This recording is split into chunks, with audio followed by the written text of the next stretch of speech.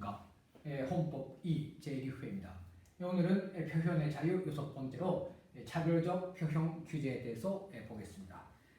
중심적인 내용은 집단에 대한 비판적 표현 규제가 가능한가 하는 것이 오늘 논점으로 되겠습니다.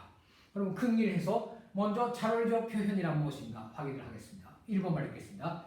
작샤의 소수자에対する侮辱的、差別的な言論等の表現行為、 이것을 차별적 표현이라고 합니다. 약자나 소수자에 대한 그러한 무적택이되 사별적이나 그러한 언론, 그러한 표현 행위, 이거 통틀어서 차별적 표현이라고 하고, 이것은 허용되지 말아야 된다는 것이 오늘의 사회에서의 산식으로 되어 있다고 생각합니다. 특히 계기로 된 것이 1965년에 제정된 인종차별절폐조약입니다. 제2種差別撤廃条約에서 소수자, 그래서 작사에 대한差別 표현禁止だと 이렇게 되었습니다만, 이것이 일반화되는 과정에 오늘 이제 2000년대에 들어왔습니다만, 차별적 표현, 특히 헤이트 스피치 같은데 그런 것은 규제가 돼야 된다. 아무리 표현이라도 그것은 허용되지 못한다는 것이 지금은 일반적인 상식으로 되어 있다고 봅니다. 그런데 연조 문제가 있습니다. 아는 바와 같이 인종차별절폐조약 제4조에서는 진주적優越または増悪に基づくあらゆる思想の流布、 그래서人種差別の扇動等につき処罰立法措置を取ることを義務付けていると이렇게 되어 있죠. 처벌립법 조치를 취하는 것을 대약하고 제약급이네, 이것을 의무화하고 있습니다. 상당히 이거 엄격한 의무이죠. 만일 차별적 표현, 헤이트 스피치 같은 것이 있으면 그에 대해서는 엄중하게 처벌해야 한다는 법률을 만들어야 된다는 것을 제2差別撤廃条約를 체결했던 국가에 대해서는 의무로서 그것을 가하고 있죠. 따라서 4조 문제가 제기되었습니다. 네, 1번은 この 4조, 제2差別撤廃条約の 4조에 대해서는保留했다는 얘기죠.保留합니다. 네, 왜인가? 그 이유를 다음과 같이 말하고 있습니다. 4条留保に関する日本政府の理由以上憲法で保障した表現の自由と抵触한다는 거. 헌법에서는 표현의 자유를 보장하고 있는데 4조 이것을 그냥 승인해버리면 헌법 위반에 돼버린다. 따라서 어렵다는 거.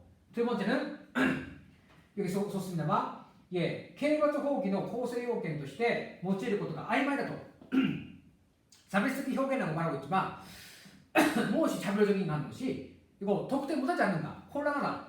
그런 의미에서는 자익계法定 시기에 위반될 수 있다 하는 것이 일본 정부가留保에 보류했던 이유라고 말씀드릴 수가 있습니다.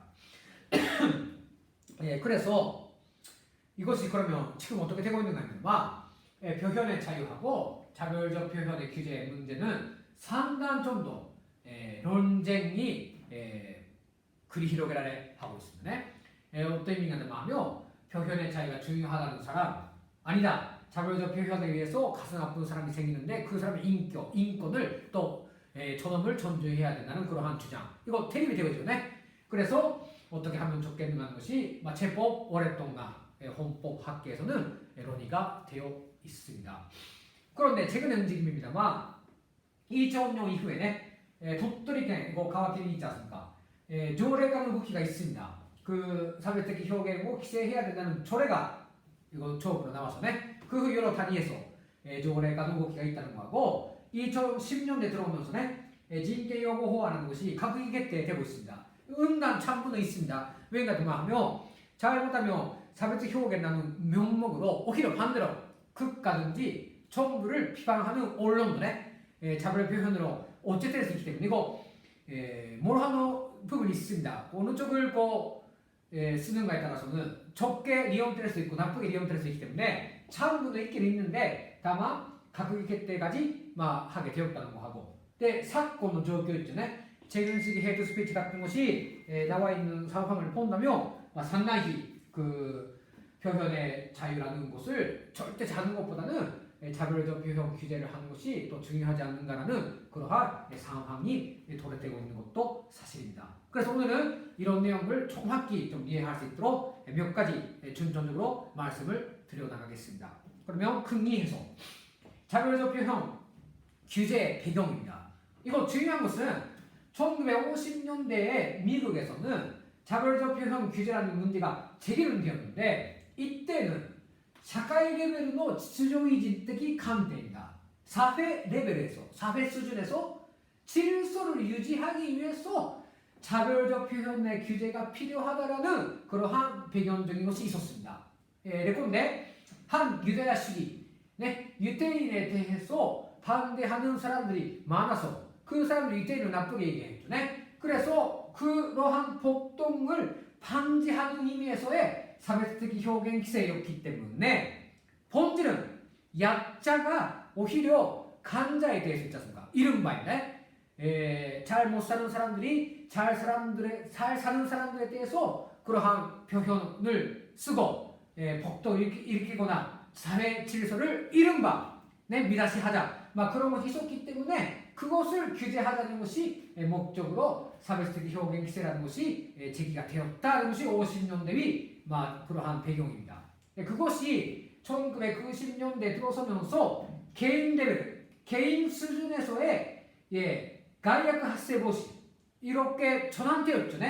처음부터 말씀드리면 사회적 표현 그 자체가 소수자 집단에 속하는 사람들을 기득스케를 가슴 아프게 하는 그러한 언어이다. 그러한 인식이 정착되기 시작하는 것입니다. 이거 그 10년대 이후입니다. 그러니까 우리가 지금 말하는 사회적 표현이라는 것은 이쪽이지 않습니까? 약간 사람, 지배 구조 속에서 피지배자들이 스티그마로서 그 상황이 그러한 표현으로서 계속 유지되지 아니할 수밖에 없는 그런 상황에서 사람들이 그러한言語的な 탄압을 받는 그러한 상황을 놓고 그것이 차별적 표현이다 라는 인식이 일반적으로 나오게 되었다 그렇게 말씀드릴 수가 있습니다. 따라서 50년대가 제기했던 차별적 표현 규제 문제하고 그 10년대부터 오늘이 제기하고 있는 차별적 표현 규제 문제는 역시 질적으로 차이가 있다 이렇게 설명드릴 수가 있습니다. 그러면 왜 이러한 그 10년대 들어서면서 개인 레벨의 가해약発生 防止の見地から있지 않습니까? 사회적 표현規制가 제기되었는가 하면은 거기에는 다분가식이라는 사상이 깔려 있습니다. 이것도 최근에 나온 사상인데 마르치칼처리즘이라는 그러한 사상적인 배경이 있습니다. 마르치칼처리즘에 이거해서 말한다면 차별적 표현이라는 것은 歴史的に形成された支配、従属関係を背景とする差別構造を心理的に固定化する機能を持つと 여기 괜찮습니까? 이러한 표현으로서 차별 구조가 심리적으로 고정화된다. 이것은 공생 사회를 조회하는 형상이다. 따라서 규제해야 된다라는 그러한 사상으로 변화 발전되었던 것입니다. 그러니까 차별적 표현이라는 언론이 공생 사회 그 자체를 위태롭게 한다. 따라서 규제해야 된다라는 異なる文化的出自の集団の強制라는 미래의도있죠. 미래상에 기초해서 차별적 표현은 규제돼야 된다는 그러한 사상이 제시되게 되었다는 것이 최근 시기의 특징이라고 말씀드릴 수가 있습니다. 따라서 차별적 표현을 규제한다는 것이 그저 표현의 자유として 어떤 가든지 그러한 자원부터 좀 더 아리가타 있죠. 사회의 아리가타의 문제까지 좀 발전되고 있다는 것을 여기서는 들어잡아야 할 필요가 있지 않는가 그렇게 생각합니다. 그럼 다음에 세 번째로 헌법을 하는 사람으로서는 그러면 차별적 표현 규제의 대상이 무엇인가라는 것에 대해서 조금 문제의식을 가져야 됩니다. 대상을 명백히 하지 않으면 어떻게 됩니까? 표현의 자유라는 것은 제한하면 안 되는 것이기 때문에 제한하자면 왜 제한하는가? 어떤 대상, 어떤 내용 이렇게 해서差別的表現という時にどのような対象に対するどのような表現を差別的表現とするのか그리고 그에 대해서 어떠한 규제를 하는 것이 가능한가 이렇게 명백히 해야 되는 것이라고 봅니다. 그렇게 우리도 이제까지 확인했고 그래서 차별적 표현의 규제의 대상에 대해서는 좀 여기서 면밀히 해야 되지 않는가 그런 문제식을 갖고 있습니다. 그래서 유형을 보겠습니다. 차별적 표현이라고 할 때 크게 네 가지 있다고 생각합니다. 첫째, 차별적 행위, 센도 などの差別行為をもたらす恐れのある言論の規制선동에 대한 규제죠. 차별적 행위의 선동 등 차별 행위를 일으킬 수 있는 그러한 언론의 규제. 이거 첫 번째. 다음 두 번째, 집단적 명예훼손의 규제, 집단적인 무조건, 희보의規制 이렇게 되죠. 그 다음 세 번째, 차별을引き起こす恐れのある思想の表現自体の規制。네 번째, 以上のいずれにも当たらない人種的マイノリティ等に対する軽蔑的表現、別称の使用を差別的表現として取り締まる動き、이런 것들 폭넓게 있습니다. 네, 차별적 표현이라고 할 때 그 유형이네. 근데 문제는 3하고 4는 오늘의 이 세상에서는 아직 법으로 규제하기는 어렵다고 생각합니다. 왜냐하면思想自体を規制못하지 않았어요. 그러면 19조 권리입니다. 헌법 19조에서는思想の自由 기대하고 있죠.思想良心の 自由. 네? 머릿속에서 무엇을 생각하는가, 마음속에서 무엇을 생각하는 것까지는 규제 못하지 않았어요. 그래서 3번, 4번은 그래도動き이죠. 別称を使うとか軽蔑的な表現を한다 정도이며, 이것도 심각한 문제는 있는데 법적으로 규제하기는 어렵다고 말할 수 있습니다. 그렇게 되면 론점은 1, 2에 극한되지 않는가 이렇게 정리할 수 있습니다. 1, 2, 3, 4 중에서 3, 4에 대해서는 규제의 대상으로 하는 것은 어렵다. 그래서 3은 아쿠마데 시소이고 4는法的規制まで求めるものではない 이렇게 인식이 된다고 생각합니다. 우리도 그렇고 일반적으로입니다. 그래서 1하고 2에 대한 법적 규제비 현실적 대상으로 되지 않는가 이렇게 봅니다만 1은 있지 않습니까? 違法行為の扇動の枠組みによって処理できる 이거 어떤 의미가 되냐면 개별의 마지막은 가죠.差別的行為の扇動と差別行為をもたらす恐れのある言論の規制이기 때문에 이것은 어디까지나 여기서 말씀드리는 바와 같이違法行為の扇動の枠組みによって処理できる現行法로서 처리할 수 있는 문제이기 때문에 따라서 두 번째 여기서 말했던 수단적인 명예훼손 이것이 이론적으로 되지 않는가. 일단 무조건자가 있고 개호전에 명예훼손자가 있고 후호고의가 있죠. 민보전에 이렇게 해서 일반법 우리가 지금 다 이해하고 있는 입방호대 해결할 수 있는 문제지 않는가. 1번 경우입니다.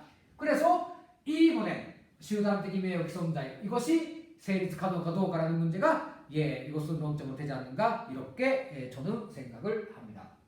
그래서差別的 表現規制の是非をめぐる 문제로서는 2번 집단에 대한 차별적 표현은 규제할 수 있는 거 어떤가 하는 것이論점으로 되리라고 생각합니다. 저는 말씀드리면 この集団に対する規制라는 것은 個人を特定しない集団に対する誹謗的表現も1個特定個人に向けられた集団に帰属することを理由とした誹謗的表現も있지 않습니까? 따라서 이것을 어떻게区分하는 건 있습니다만 론점은 어디까지나 개인에 대한 비반 증상은 부적의자의 명예훼손을 해결할 수 있는 것이기 때문에集団, 조센지인지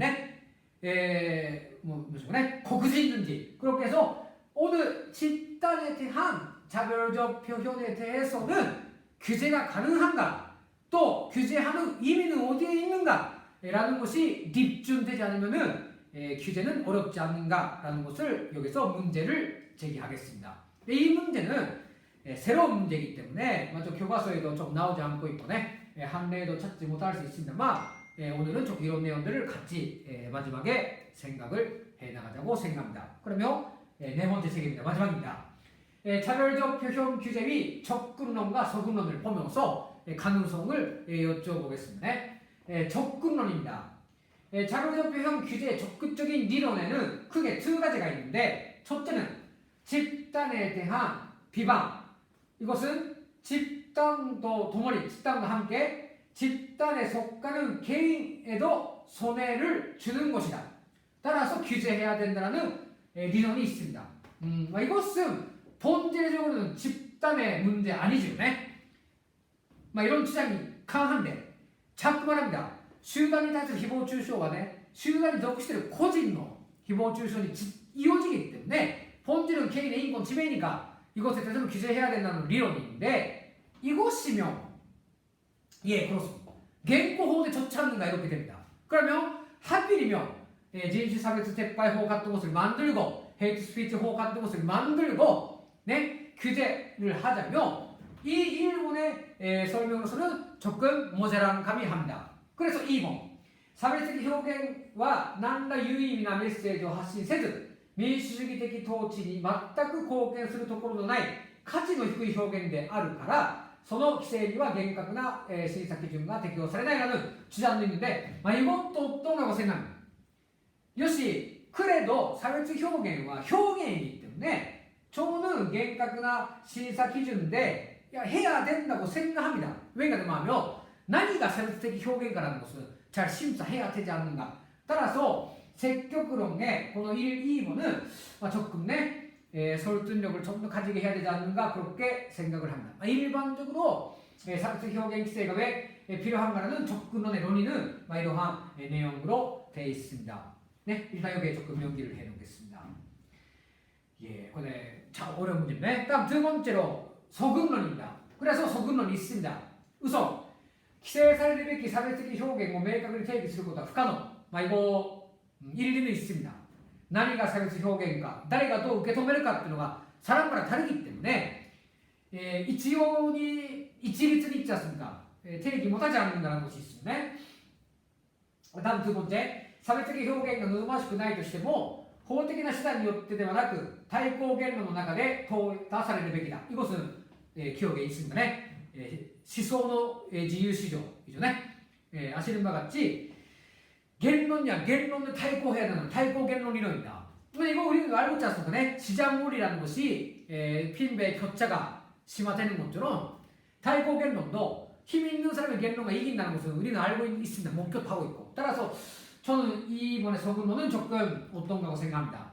다음 세 번째로 平等の実現は言論規制ではなく不利益取り扱いの規制などの施策によるべきだ. 이것도 설득력이 있는데 그렇다고 해서言論 規制하지 않고 많다 헤이트 스피치 같은 것을 놔둬놓는가라는 문제도 있지 않습니까?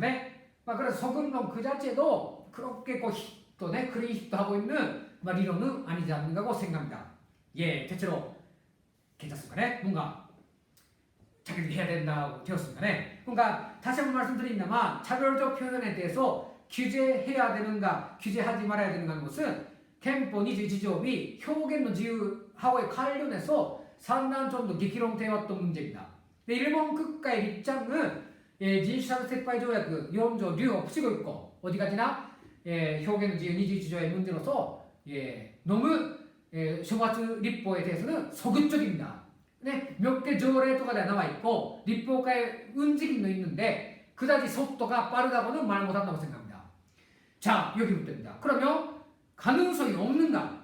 왜냐하면 우리들은 소수자 쪽에 있기 때문에 또 헤이트 스피치를 다 하고 있는 쪽이 있지 않습니까? 그래서 이거 반드시 차별적 표현을 규제해야 된다는 것이 우리의 생활에서 우러나오고 있는 것이 있어서 조금 속도 있게 해야 되겠다고 생각하고 있는데 그러면 불가능한가? 헌법적으로는 무리한가?